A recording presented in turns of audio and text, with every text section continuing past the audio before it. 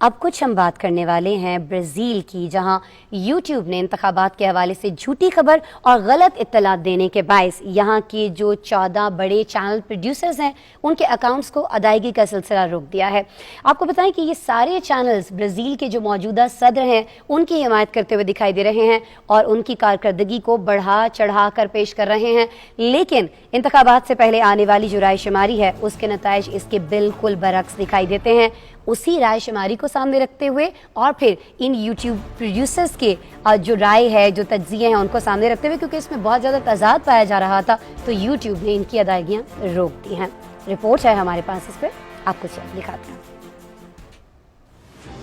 YouTube نے Brazil میں اگلے سال ہونے والے عام انتخابات کے حوالے سے غلط اطلاعات دینے اور جھوٹی خبریں پھیلانے کی وجہ سے 14 یوٹیوب چینلز کے پروڈیوسرز کی ادائیگی روک دی ہے۔ ان چینلز کی اکثریت برازیل کے موجودہ صدر جیر بولسونارو کی حمایت میں کام کر رہے تھے اور ان کی کارکردگی کو بڑھا چڑھا کر پیش کر رہے تھے۔ حالانکہ نئے سروے اور عوامی رائے شماری کے نتائج اس بات کا واضح ثبوت ہے کہ بولسونارو کی مقبولیت اور ساتھ میں کمی آئی ہے، جس کی بنیادی وجوہات کورونا کی ملک میں تباہ کاریاں اور ہر گزرتے دن کے ساتھ ملک کی گرتی معیشت ہے۔ یوٹیوب نے اپنے ایک بیان میں کہا ہے کہ ہم برازیل کے حکام کے ساتھ تعاون کے پابند ہیں اور جعلی مواد سے اپنے ناظرین کو محفوظ رکھنا ہماری اولین ذمہ داری ہے۔